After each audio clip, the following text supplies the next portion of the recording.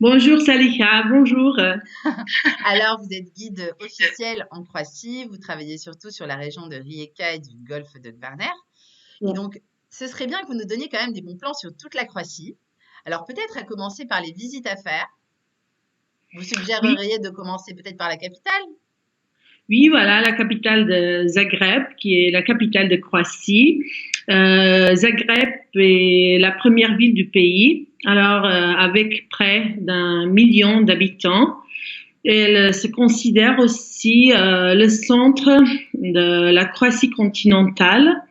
Et si on parle de quoi visiter en Croatie, qui n'est pas très très populaire et connu pour les touristes qui viennent visiter Croatie, je pense que la Croatie continentale, qui a un tourisme rural et médicinal, développe au travers de nombreuses stations thermales. Si on part de Croatie continentale, on descend sur les îles.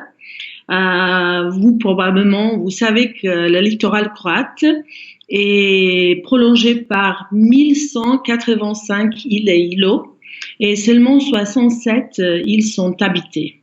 Mhm. Les autres choses à voir sont les parcs nationaux. En Croatie, on a 8 parcs nationaux et 11 parcs naturels.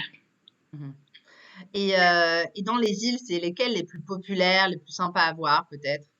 Alors, on dit qu'à partir du nord de la côte nord adriatique, la plus grande île qui est l'île de Kirk, et vers le Dalmatie, vers le sud adriatique, Pag, Mljet, Hvar, Vis sont tous les îles qui sont vraiment très très connues avec les petits îlots voisins que vous pouvez visiter aussi en barque avec les plages de sable, des cailloux, alors sont super super bien faits. Mhm. Et la plus belle plage de sable, ce serait laquelle? Alors, la plus belle plage de sable, c'est surtout sur l'île de Brač, la plage de sable qui s'appelle Bol. Mhm. Très bien. Et au niveau des parcs nationaux dont vous parliez, c'est lequel, disons, où il y a le plus de choses à voir, où les paysages sont le plus spectaculaires? Alors, les paysages plus spectaculaires, on dit le magique naturel, c'est sur les lacs de Plitvice, parc national de Plitvice. Ça va le peine de voir. C'est seulement en autoroute, par exemple, de ville où j'habite, de Rijeka, vous arrivez en 2 heures, 2 heures et demie. De Zagreb, ça fait moins de 2 heures d'arriver jusqu'à parc national Plitvice. Mhm. Et au niveau de la nourriture, alors, qu'est-ce que vous recommandez? Il y a un resto, peut-être plusieurs adresses que vous aimez bien pour nos lecteurs du Petit Futé Oui, Croatie? voilà. Si on parle de gastronomie, en Croatie, vous avez beaucoup de cette tradition gastronomique, des habitudes culinaires qui ont les influences qui sont présentes pendant les siècles. Par exemple, les habitudes culinaires austro-hongroises, ottomanes, méditerranéennes. Cela dépend dans quelle partie de Croatie vous allez, vous visitez. Le resto que je recommanderais, c'est surtout le restaurant Boškinac qui se trouve à Novaja, c'est sur l'île de Pag et qui offre la cuisine traditionnelle. Avec Euh, quelle influence?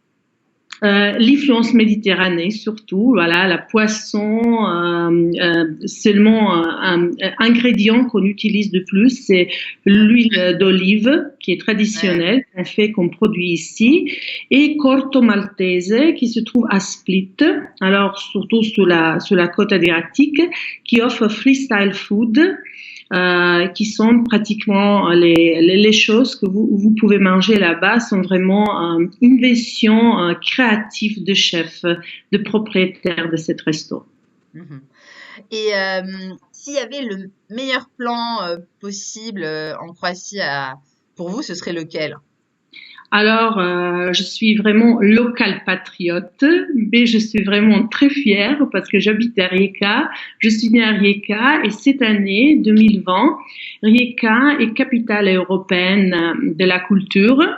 Est un port de diversité, la ville avec 23 minorités nationales. Rijeka, comme capitale européenne de 2020, offre un programme culturel et artistique qui valorise un héritage culturel. Alors, à la croisée de l'influence de Méditerranée, de l'Europe centrale, de l'Europe de l'Est. Et l'autre meilleur plein, c'est toujours à Rijeka, excusez-moi, voilà, c'est ça. Rijeka Forever. Très populaire, c'est Rijeka Carnaval, qui Oui. commence le 17 janvier 2020 et finit en 26 février 2020. Vous devez savoir qu'à Rijeka, on n'a pas seulement 4 saisons, mais on a 5 saisons. La 5e saison est seulement Le carnaval. Voilà, c'est carnaval. Très bien.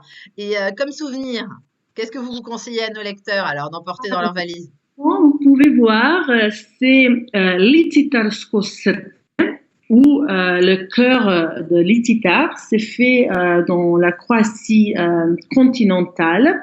C'est pratiquement fait comme ça, comme souvenir pour vous pas manger, mais il y a aussi les options d'avoir le chœur Lititar comme le pain d'épices, et on les mange avec medica.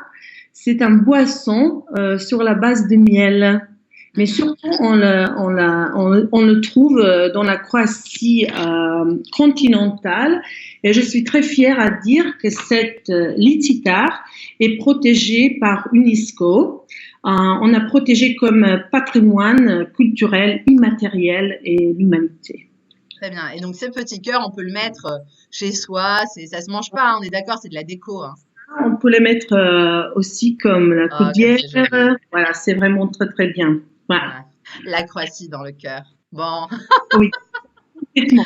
Complètement. Merci beaucoup, Alenka, pour tous ces bons plans pour nos lecteurs du Petit Feuilleté Croatie. Et puis, à une prochaine. À l'année prochaine. Au revoir. Au revoir.